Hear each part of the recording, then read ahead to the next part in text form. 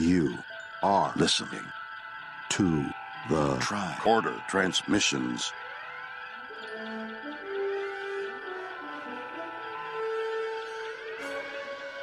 Weekly Trek, Episode 5, 4th week of May, 2018.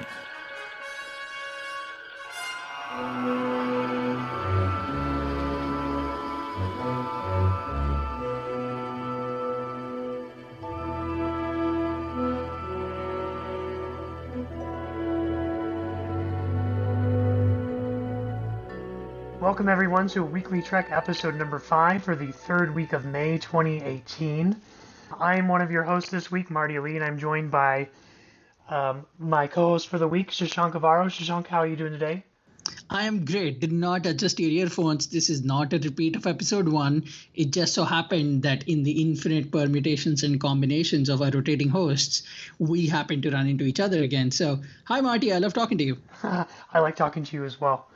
If this is your first time listening to Weekly Trek, we are a Tricorder Transmissions podcast weekly show covering the news and current events in the Star Trek universe with rotating hosts from the network. Each week, our hosts hand-select Trek news from around the internet and present them to you with our analysis. Think of it like the 6 o'clock news, but for Star Trek. Shashank, what's the first thing going on in the Star Trek universe this week? Some major breaking news, or rather, not really breaking news, but a much more disturbing news with possibly bigger implications.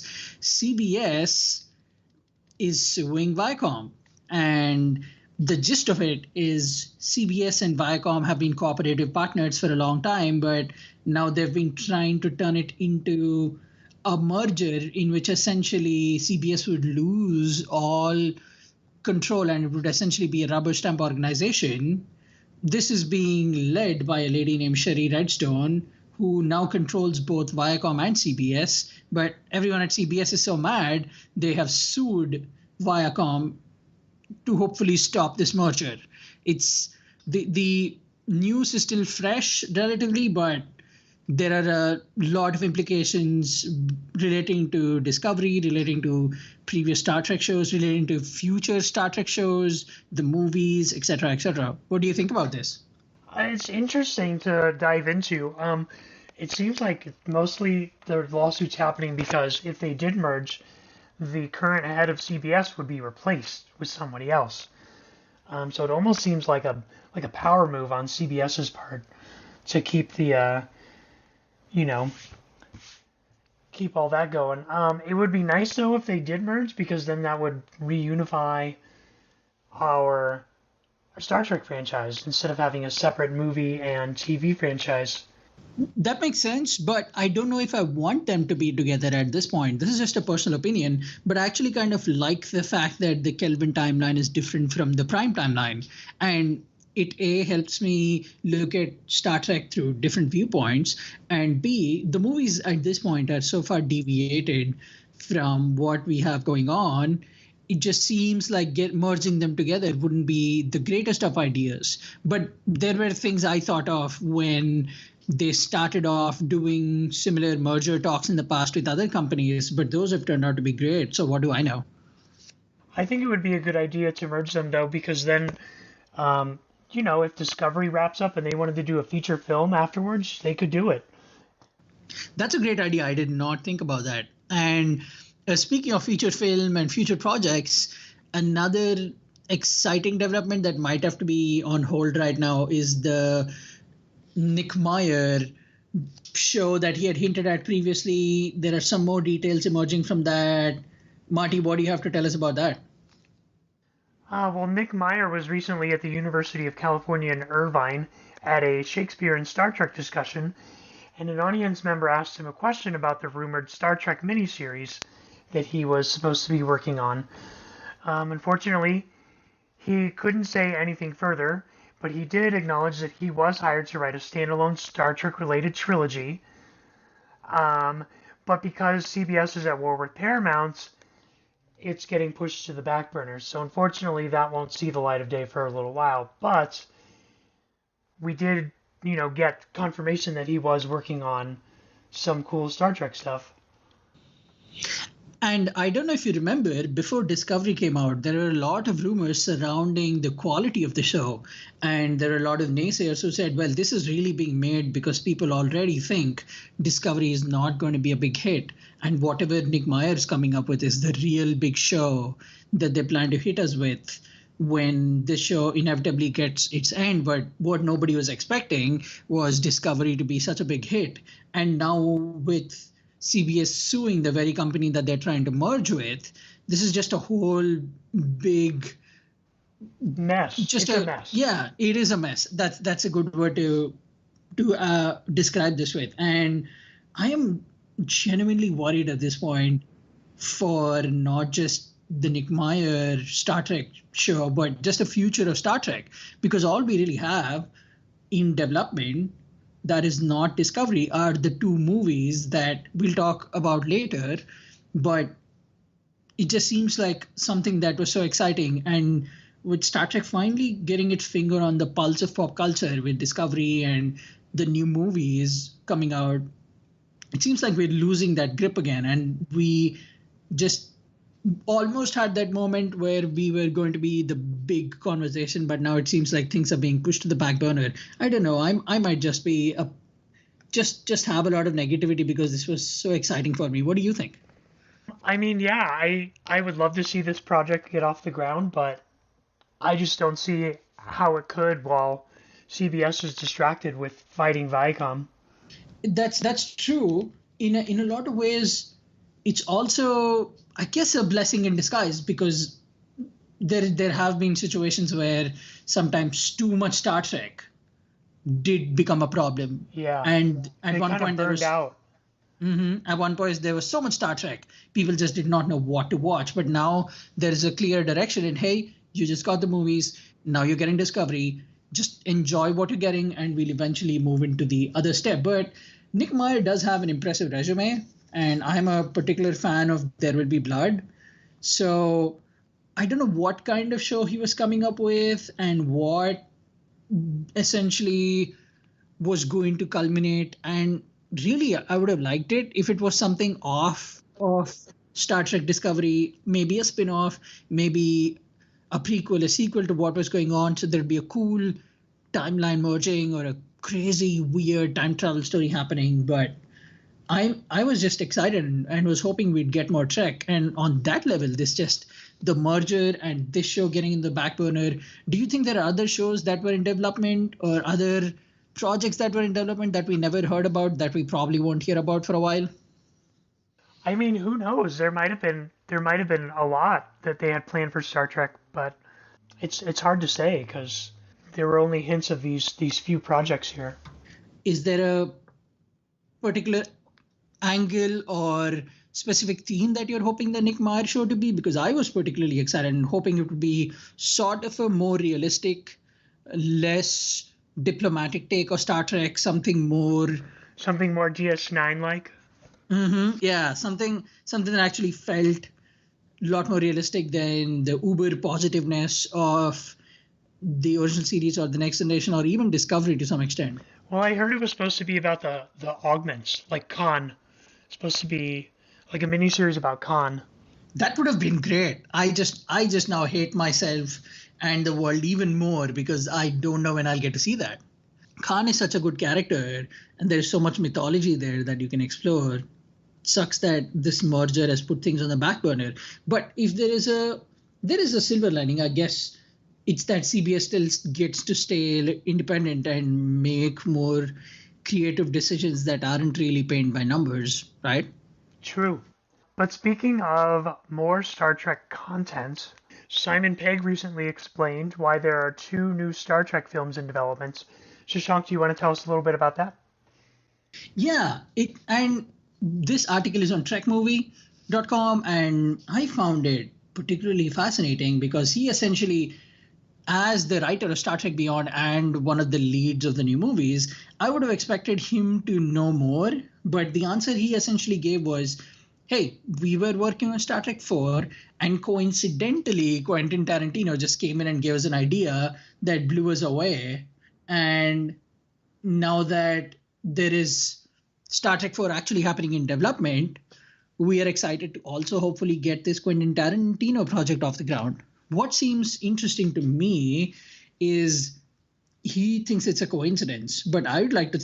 Quentin Tarantino has stated on many occasions how he has been a fan of Star Trek. So I don't think this is the first time he has actually approached CBS or Paramount saying, hey, let me make a movie. I'm sure this has to at least be a few times later that this just is happening. And I'm surprised that someone who's leading the Star Trek franchise, the Kelvin franchise, creatively just wants us to think it's a coincidence. That actually precisely makes me think it's not a coincidence. What do you think? I mean, I don't have any opinions about whether it's a coincidence or not. What I found particularly interesting about this article was that he commented on how everyone thinks it's going to be Pulp Fiction in space. Mm-hmm. But he pushes that aside to say, like, look, Tarantino knows Star Trek. He understands how it works. He understands the stories. And he would never do anything to tear it down. Well, one of the most important traits of Quentin Tarantino as a director is that he is someone who tears things down. There is a special episode that we did on Polytrex where Barry and I essentially just spent 30 minutes gushing about the possibilities of Quentin Tarantino's story. And I could just be the minority here, but I actually would like a Pulp Fiction in space with our characters, wouldn't you? I think it would be a lot of fun, but I don't think people would agree with it. I think there'd be a lot of negativity surrounding it because it wouldn't be quote-unquote family-friendly. That's a good point. But, I mean, there were cuss words used in Discovery that didn't really stop it from becoming a big hit, right? True, but it did also set off a lot of fans on, rants and raves and all that stuff.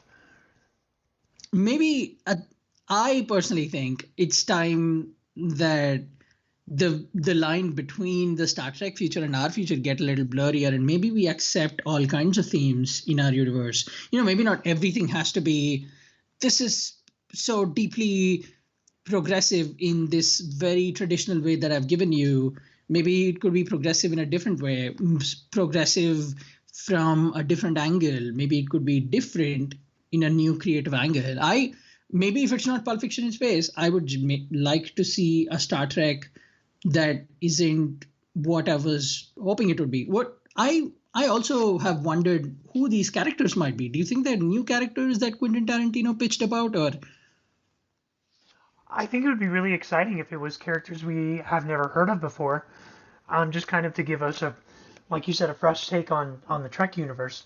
However, I don't think it needs to be Pulp Fiction in space. I think what sets Star Trek apart from most other science fiction shows is that it's a utopia, not a dystopia. And there's a lot of shows out there right now that are dystopian in nature, and that's all fine and good. But personally, the reason I'm attracted to Star Trek is because of the utopian nature of it. But if there is someone, and this is just a personal opinion, that I think can pull off showing such a positive story that it starts off as a dystopia, but due to the actions and machinations of the story, it turns into a near utopia, it would be someone like Quentin Tarantino, who usually is very well known for turning stories on their head.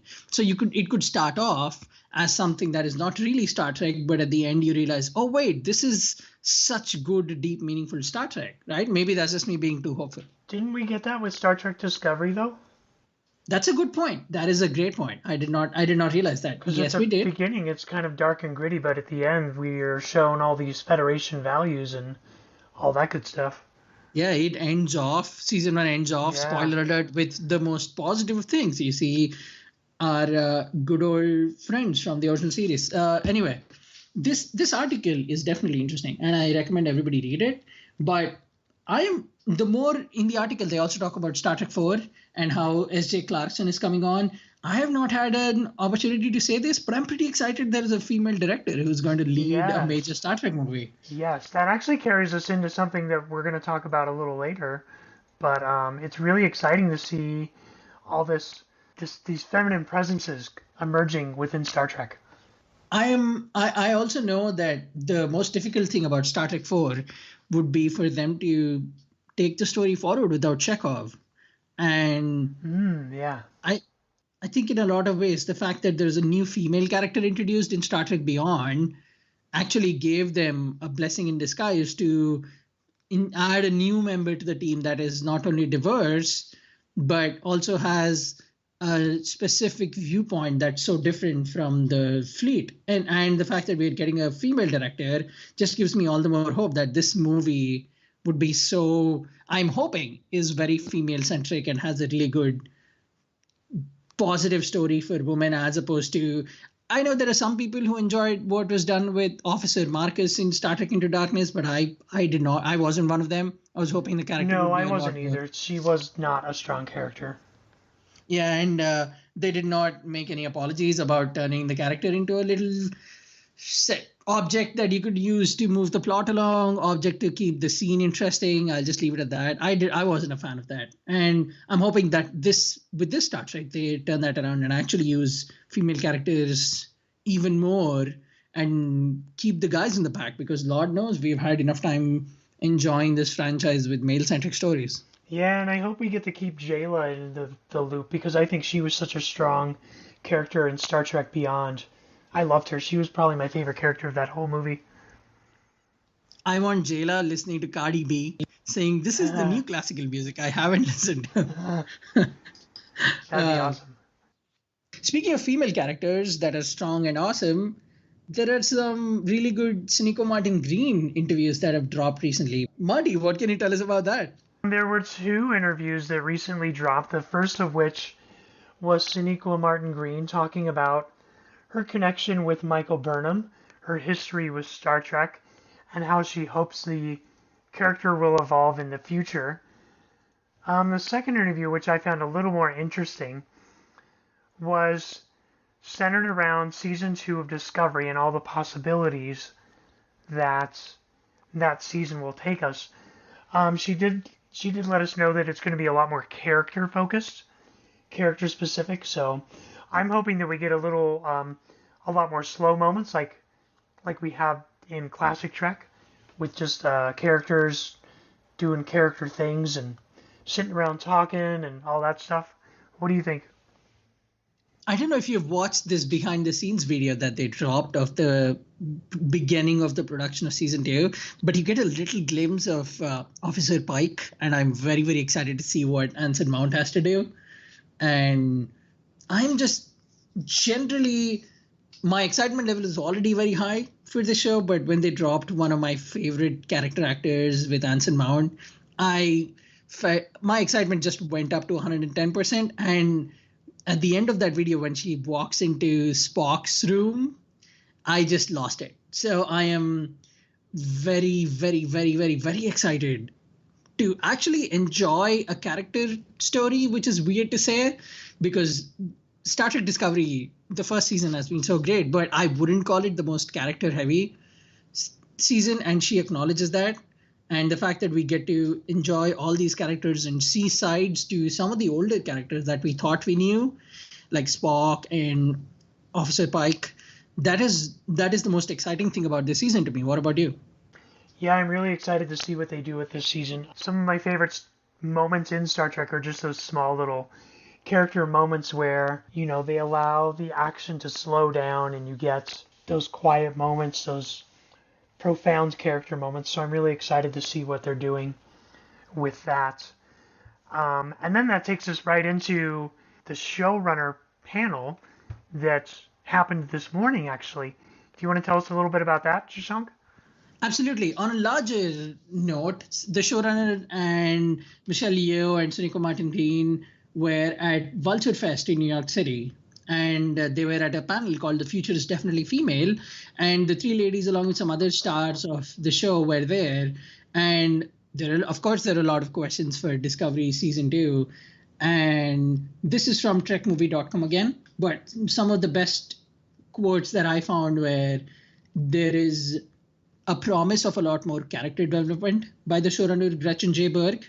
There is a lot of promise in the article about how some of the loose ends will be tied up in the canon. Mm-hmm. And certainly they promise, A, that will be more diversity, and B, that they are completely aware of the fact that people keep asking them about just general questions within the canon and how it reflects on a larger picture the vision that Gene Roddenberry had, and how the future will be tied to the past, and how they respect everything while coming up with new interesting things. That seems the most important takeaway from this article, is that when you have so many female leads and female showrunners at the back end, they really focus on what's the most important thing in Trek, which is the progressive ideals and then the diversity. What did you think of the article? I love this article. I thought it was great. It just shows that the showrunners are really committed to making this the best possible Star Trek that it can be.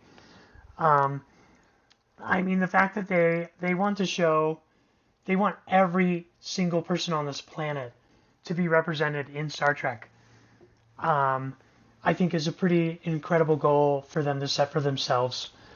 The fact that they know, the fact that they're committed to tying everything back into canon for those, canonistas out there, I think shows how committed they are to the franchise as a whole. So, speaking of canon, I just have a question about everything that we've been talking about so far. How do you think it'll be different? Because we have never really had two Spocks walking around in our version of Star Trek. We always had one Spock who had essentially handed the baton off in 2009 Star Trek to another Spock, and now there will be a third Spock, but we really will only be seeing two of them. Do you think it'll get a little too... Are there too many Spocks, is my question. If they're this close to the original series timeline, you can't not recast Spock. I mean, and I don't think it would be a good idea to do a CGI version of Leonard Nimoy either, like they did with General Tarkin in the Rogue One movie. I think it's perfectly acceptable to recast roles. I mean, sitcoms used to do it all the time.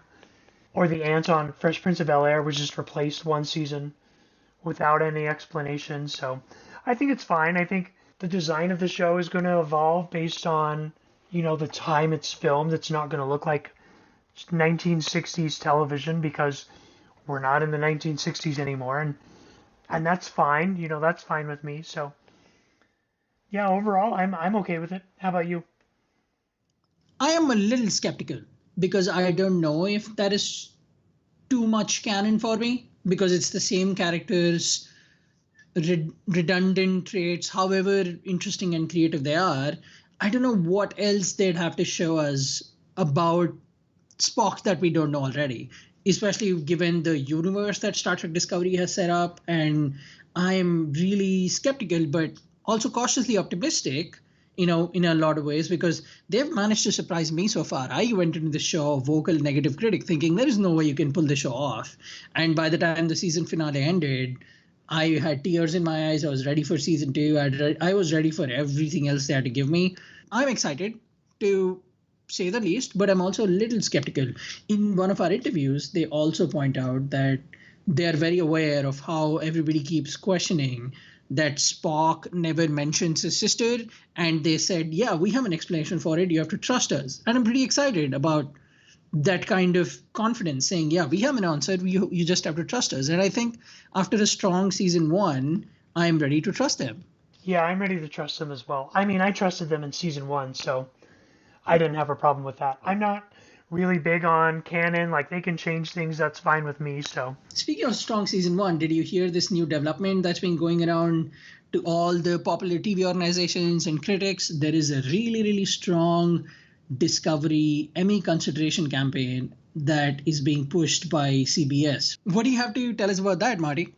CBS Television Studios has submitted Discovery for consideration in the following Emmy categories.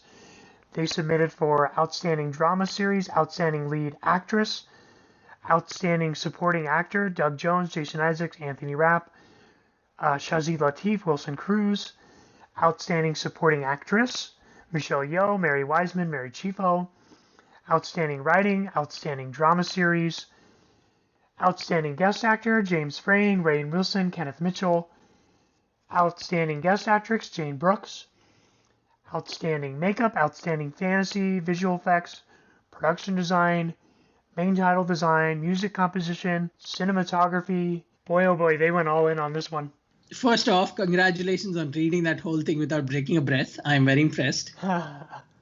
And second of all, the article that we're looking at is on Trekco.com, and it's called CBS Begins Star Trek Discovery Emmy Consideration Campaign. And I implore everyone to go see it because there is the artwork of the screeners that were sent to all the critics, and man, it's a beautiful DVD set.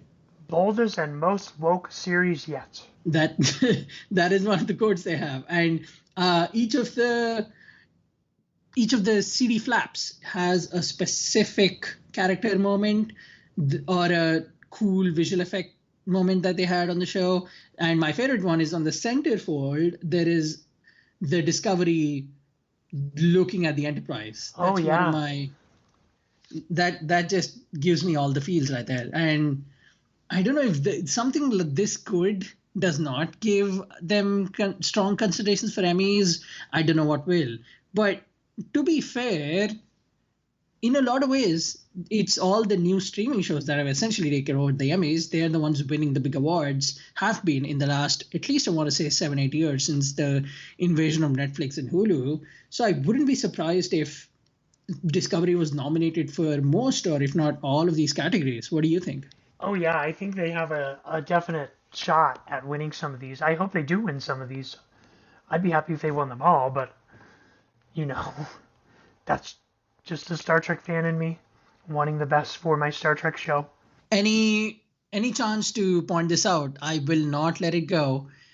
Star Trek Beyond had the best makeup, and yet we lost the Oscars that year. So that I'm still a little sore about that one. So I really don't trust these award shows to not just dismiss Star Trek saying, oh, it's that dorky space show. Who wants that? Yeah, sci-fi tends to get overlooked in these kind of categories, which is unfortunate because there's a lot of good sci-fi shows out there. Well, there is at least the outstanding fantasy/sci-fi costumes. So I'll be very surprised if anybody else takes that home apart from Discovery because the costumes were incredible. Yes, they were. 3D printed costumes. I don't think that's ever been done before. And the fact that they were able to do that on a TV budget and make it look like it was well, I wouldn't call it a TV budget. They had like millions of dollars pouring in from Netflix, so. True, but isn't that how most of the big TV shows are done nowadays anyway? Like Game of Thrones almost. I think the industry's in the middle of turning on its head, so. That is true. Well, I would like to think there are some visual effects and costume moments that even rivaled the big budget Kelvin Timeline movies to me. That was maybe just me, but did you feel that way at all? Yeah, absolutely. Every episode felt like a movie. I am very excited to hopefully get them considered for a lot of these categories. But if I had to pick a personal favorite, I do think Sonequa Martin does deserve an outstanding lead actress nomination. Yes. She carried the show in a lot of ways. Yes, I agree. And any chance to talk about that soundtrack? We talked about it on our first episode, but that soundtrack was one of the best soundtracks I've heard in a long time. I still listen to it on the regular. All right, and finally tonight we have news from the world of Star Trek Continues, the fan series that's very, very popular. Shashank, why don't you tell us about this news? Yeah, this is pretty exciting. These are the Voyages, which were a series of books that were essentially the behind-the-scenes recounting of the original series of Star Trek. They're getting an audiobook, and this is being narrated by none other than Vic Mignogna, one of the leads of Star Trek Continues. And the book series by Mark Cushman with Susan Osborne was a very intimate, deep, provoking look at what was the making of one of the world's most popular TV shows. And now that they've gotten one of the characters from modern take of the franchise to go back to the beginning and give us an interesting take with wonderful narration, I'm sure this whole thing will not just be a big boost for the books that seem to have more or less been forgotten, but Also, a big boost for Star Trek Continues' very own Vic Mignogna, because we know the show has had its great run, and this is a good way for both of these things to continue to stay in the limelight. What do you think? I haven't seen Star Trek Continues yet. It's on my list, but How dare you? I know, right? Bad fan. I am a big fan of audiobooks, and this looks like it's an interesting look at the making of the original series season 1, so I'll probably give it a listen. Hopefully it's available on Audible so I don't have to pay for it, but One of the interesting things that continues to fascinate me about Star Trek is that all of the main people from the original series have had either books or documentaries talking about how the show was made. They've had different perspectives. They've shared so many little stories about the making of what at the time seemed like a show that was essentially an underdog and had to be fought for to kept on the air. But the fact that there are these books that are being reformed and brought into the limelight in a new way shows that there are just so many stories we haven't heard of. For instance, the one I was reading most recently, I Am Spock, by Leonard Nimoy, was a book he wrote toward the end of his life, where he talked in depth about some of the things that he hadn't shared before, some of the creepy fan moments he had, for example, while making the show, how he was actually originally supposed to look like the devil, and that was going to be the Vulcan makeup. And as the show came to what it became, his makeup was changed. So it seems like there are these story nuggets that are placed all across the timeline that we just continue to learn about every day. It's just a fascinating thing to me. yeah, I'd love to learn more about what goes on behind the scenes. I think it's fascinating to me. Learning about behind the scenes stuff is one of the reasons I have the job I have today, because I was just fascinated about the inner workings of a certain LA area theme park. So, That's incredible. If people want to learn more about that story or just get to talk to you and nerd out with you, where can they find you, Marty? yeah, I'm not going to mention it on air because I don't want to get in trouble. But if you want to talk to me about it, you can find me at Time Travel Marty on Twitter. And I think this is a good place to wrap up now, I think. If you're enjoying our shows, consider becoming a patron of the network by visiting patreon.com/the Tricorder Transmissions. If you're enjoying the show, you can also leave us a review on iTunes. That'll help us out, get us some more visibility so more people can come in and enjoy the shows. And if you'd like to continue the conversation, you can visit us on Twitter at Weekly Trek and online at thetricordertransmissions.com. Again, you can find me on Twitter at Time Travel Marty. I'm also floating around in the unofficial Star Trek Las Vegas convention group on Facebook. Shashank, where can people find you if they want to continue the conversation? You can always reach out to me on the podcast I co-host with the lovely Barry DeFord called Polytrex. That's a part of the Tricorder Transmissions Network as well. We are on @Polytrex. If you want to reach out to me personally, you can get to me on @Shashankavaru. That's SHASHANKAVVARU. Thank you for writing that down. I appreciate it. All right, we'll be back next week with more news from around the Trek universe, but until then, live long and prosper. Have a good one, guys. Bye.